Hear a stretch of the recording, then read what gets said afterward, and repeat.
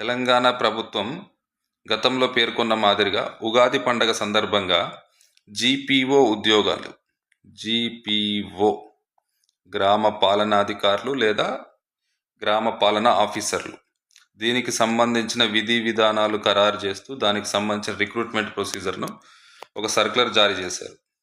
29/3/2025 ఈరోజు ఈ సర్క్యులర్ వచ్చింది. ఈ సర్క్యులర్ ప్రకారం ఏంది అని అంటే, ఇది ఫ్రెష్ నోటిఫికేషన్ సంబంధించింది కదా, అంటే డైరెక్ట్ రిక్రూట్మెంట్కి సంబంధించి కాదు. గతంలో ఎవరైతే విఆర్ఓలుగా పనిచేశారో, విఆర్ఏలుగా పనిచేశారో వాళ్ళని ఎలా తీసుకోవాలి అంటే, జీపీఓలుగా తీసుకోవాలంటే వాళ్ళ విద్యార్హత ఏముండాలి, వాళ్ళ సర్వీస్ ఎన్ని రోజులు ఉండాలి, ఎక్స్పీరియన్స్ ఏముండాలి, వాళ్ళకి ఏమైనా టెస్ట్ పెట్టాలా లేదా అనేది ఈ అంశాలన్నీ పేర్కొంటూ ఈ సర్క్యులర్ జారీ చేశారు. ఈ సర్క్యులర్లో ఉన్న అంశాలు కనుక మనం చూసినట్టయితే, ఎడ్యుకేషన్ క్వాలిఫికేషన్ గ్రాడ్యుయేషన్ ఇచ్చారు, డిగ్రీ. దీనివల్ల ఇది డైరెక్ట్ రిక్రూట్మెంట్ జరగడానికి, అంటే పోస్టుల సంఖ్య పెరగడానికి అవకాశం ఎక్కువ కనిపిస్తుంది. అంటే గ్రాడ్యుయేషన్ చేసిన వాళ్ళు గతంలో విఆర్ఏలు పనిచేసిన వాళ్ళ దాంట్లో తక్కువ మంది ఉన్నారు. ప్లస్ గ్రాడ్యుయేషన్తో పాటు ఇంటర్మీడియట్ కూడా ఇచ్చారు, ఇంటర్మీడియట్. బట్ ఇక్కడ ఏంటంటే 5 years సర్వీస్ ఉండాలని చెప్పి పేర్కొన్నారు. అంటే compulsory 5 years service plus intermediate. దీనితో పాటు ఇంకా కొన్ని కండిషన్స్ పెట్టారు. అది ఏంటిది అంటే, స్క్రీనింగ్ టెస్ట్ పాస్ కావాలి. అంటే డిగ్రీ ఉన్నప్పటికీ, ఇంటర్మీడియట్ ఉన్నప్పటికీ స్క్రీనింగ్ టెస్ట్ పెడుతున్నారు. సో ఇప్పుడు ఈ సర్క్యులర్ ప్రకారం చూస్తే ఇది ఇండైరెక్ట్గా నిరుద్యోగులకు చాలా ప్లస్, అంటే చాలా పోస్టులు సంఖ్య పెరిగే అవకాశం ఉంది డైరెక్ట్ నోటిఫికేషన్కు. గతంలో విఆర్ఓలు పనిచేసిన దానికంటే కూడా ఫ్రెష్ నోటిఫికేషన్కు సంఖ్య ఎక్కువ వచ్చే అవకాశం కనిపిస్తుంది. మనం గత వీడియోలో మాట్లాడుకున్నట్టు టోటల్ అప్లై చేసిన వాళ్ళు, అంటే విఆర్ఏలు ఎవరైతే జీపీఓగా పనిచేయడానికి సుముఖత వ్యక్తం చేసారో వాళ్ళ సంఖ్య మొత్తం చూస్తే కనుక మనకు 9,654. అంటే వీళ్ళందరికీ యాజ్ ఇట్ ఈజ్ ఇస్తే కూడా మనకు 1,300 డైరెక్ట్ నోటిఫికేషన్ వస్తుందని గత వీడియోలో మనం మాట్లాడుకున్నాం. కానీ ఇప్పుడు డైరెక్ట్ వాళ్ళ విద్యా అర్హత, వాళ్ళని తీసుకోవడానికి ఏమేమి కండిషన్స్ అవన్నీ కూడా చెప్పారు. ఆ కండిషన్స్ ఏంటిది? ఈ 3 కండిషన్లు ఇచ్చాడు. ఒకటి, compulsory degree plus screening test, లేదా ఇంటర్మీడియట్ 5 years సర్వీస్ ఉండాలి ప్లస్ స్క్రీనింగ్ టెస్ట్. ఈ 2 డిగ్రీ ఉంటేనేమో డైరెక్ట్ ఎగ్జామ్ రాసుకోవచ్చు, స్క్రీనింగ్ టెస్ట్ రాసి స్క్రీనింగ్ టెస్ట్ క్లియర్ అయిపోయిందంటే జీపీఓగా జాబ్ తీసుకోవచ్చు. లేదు ఇంటర్మీడియట్ ఉంటే మాత్రం కంపల్సరీ 5 years ఎక్స్పీరియన్స్ ఉండాలి, దాంతోపాటు స్క్రీనింగ్ టెస్ట్ పాస్ కావాలి. సో ఇప్పుడు ఈ 2 కండిషన్స్ దగ్గర చాలా వరకు ఫాల్ డౌన్ అయ్యే అవకాశాలు ఉంది. అంటే గతంలో ఎవరైతే విఆర్ఓలు పనిచేసిరో వాళ్ళు జీపీఓగా రావడానికి ఎక్కువ ఇంట్రెస్ట్ చూపించారు. ఇంకా ఎందుకు అని అంటే, మనము చూసినట్టయితే డిగ్రీ వాళ్ళు 3,500 ఉన్నారు. అంటే వీళ్ళు ఆల్మోస్ట్ డైరెక్ట్ ఎగ్జామ్ రాసుకొని జాబ్ తీసేసుకోవచ్చు. కానీ చాలామంది ఇంట్రెస్ట్ చూపించారు, ఎందుకంటే స్క్రీనింగ్ టెస్ట్ అంటే అది క్లియర్ చేయాలి, అంత హెడేక్ ఎందుకు అనే ఆలోచనలో చూస్తారు వాళ్ళు. దాంతోపాటు ఇంటర్మీడియట్ ఇది ఎక్కువ ఉంది సంఖ్య. మనం గత వీడియోలో మాట్లాడుకుంటే వీళ్ళందరి కనుక డైరెక్ట్ ఉద్యోగాలు ఇస్తే డైరెక్ట్ నోటిఫికేషన్కు అవి పోను మిగిలేటివి 4,800. అంటే 11,000 కనుక పోస్టులు అనుకుంటే, మొత్తం ఓవరాల్గా ఉన్నాయి 10,954. సుమారుగా 11,000 అనుకుంటే అందులో ఇంటర్మీడియట్ ఉన్న వాళ్ళు వీళ్ళు 6,200. వీళ్ళందరికీ ఉద్యోగాలు ఇస్తే డైరెక్ట్ నోటిఫికేషన్కి ఇది ఛాన్స్ ఉంది. కానీ వీళ్ళకి ఇప్పుడు కండిషన్ పెట్టారు కదా, కంపల్సరీ స్క్రీనింగ్ టెస్ట్ అపియర్ కావాలి ప్లస్ 5 years సర్వీస్ ఉండాలి.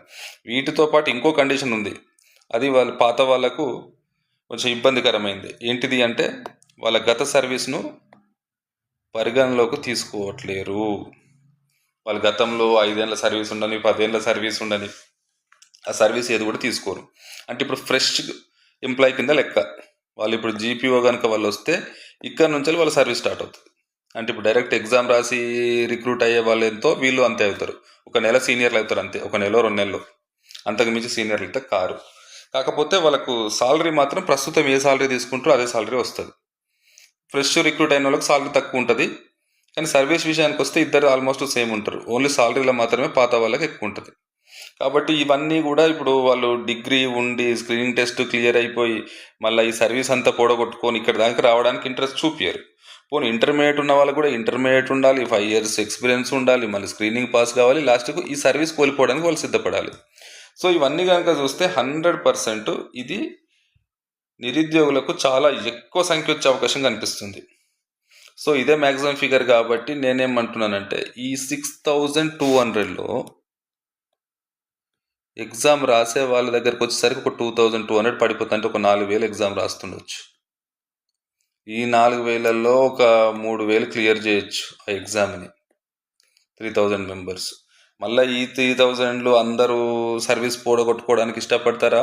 అందులో మళ్ళీ ఒక 1000 మంది వరకు సర్వీసు ఇస్తలేరు కాబట్టి మేము జైన్ కాము అని చెప్పి తిరకాసు పెట్టొచ్చు. ఆ రకంగా చూస్తే సరే, వెరీ వరస్ట్ సినారియోలో ఒక 3000 మంది పాత విఆర్ఏల నుంచి కనుక నియామకం అయితే ఒక 8000 పోస్టులు డైరెక్ట్ రిక్రూట్మెంట్కి వచ్చే ఛాన్స్ ఉంది. అంటే 8K పోస్టులు. ఓ లెక్కలు చెప్పాలంటే చాలా భారీ ఎత్తున నోటిఫికేషన్ డైరెక్ట్ రిక్రూట్మెంట్కి వచ్చే అవకాశం కనిపిస్తుంది. అంటే లాస్ట్ వచ్చిన నోటిఫికేషన్ 2018లో జస్ట్ 700 పోస్టులు వచ్చాయి. జస్ట్ 700. ఇప్పుడు దాంతో పోలిస్తే ఇది ఆల్మోస్ట్ 10 times. 8000 అంటే 11 times కూడా అవుతుంది. 8000 వరకు వచ్చే అవకాశాలు మెండుకు కనిపిస్తున్నాయి. సో ఇప్పుడు అందరికి అభ్యర్థులకు వస్తున్న డౌట్ ఏంటంటే డైరెక్ట్ రిక్రూట్మెంట్కి సంబంధించిన నోటిఫికేషన్ ఎప్పుడు రావచ్చు అంటే, ప్రస్తుతం ఎవరైతే వీళ్ళు ఉన్నారో వీళ్ళకు ఎగ్జామినేషన్ పెట్టడానికి ఏప్రిల్లో ఎగ్జామ్ అవుతుండొచ్చు. ఏప్రిల్ నెల మొత్తం ఉంది కాబట్టి వీళ్ళకి హాల్ టికెట్స్ జారీ చేసి సెంటర్స్ పెట్టి ఎగ్జామ్ పెట్టి రిజల్ట్ ఇవ్వడానికి ఏప్రిల్ పోతుంది. So May first week second వీక్లో వాళ్ళు నియామకమైన, లేకపోతే ఏప్రిల్ ఎండింగ్లో నియామకమైన మనకు డైరెక్ట్ రిక్రూట్మెంట్కు మే ఎండింగ్లో ఛాన్స్ ఉంది. May end or June any time. జూన్లో ఎనీ టైం రావచ్చు. ఇదొకటి. ఇంకా అభ్యర్థి నుంచి వస్తున్న మరో పెద్ద డౌట్ ఏంటంటే సిలబస్ ఏమైనా చేంజ్ అవుతుందా? ఎందుకంటే క్వాలిఫికేషన్ మార్చారు కదా. కొన్ని జాబ్ చాట్లో కొన్ని జాబ్స్ అంటే గతంలో ఉన్న విఆర్ఏలకు ఏదైతే డ్యూటీ ఉండేనో దానికి కొన్ని అదనంగా కూడా కొన్ని పనులు ఇచ్చారు. ప్లస్ పేరు మార్చారు, గ్రామ పాలనాధికారి అంటున్నారు.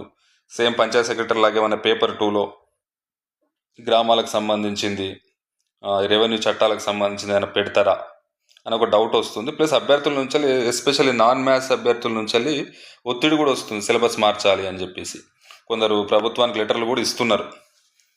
సెకండ్ పేపర్లో మ్యాథ్స్ కనుకుంటే కొంచెం నాన్ మ్యాథ్స్ వాళ్ళకి, ఆర్ట్స్ బ్యాక్గ్రౌండ్, సైన్స్ బ్యాక్గ్రౌండ్ వాళ్ళకి ఇబ్బంది అవుతుంది అని చెప్పేసి రెవెన్యూ చట్టాలు, గ్రామ పరిపాలనకు సంబంధించి అంటే అలాంటి సిలబస్ పెడితే బాగుంటుందని అభ్యర్థులు పేర్కొంటున్నారు.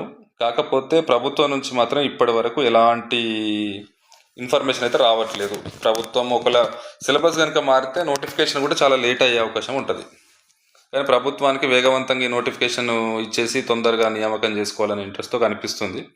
ఇప్పటికున్న సమాచారం ప్రకారం అయితే సిలబస్ మారకపోవచ్చు. ఒక 95% అయితే చేంజ్ అయ్యే ఛాన్సెస్ అయితే లేవు.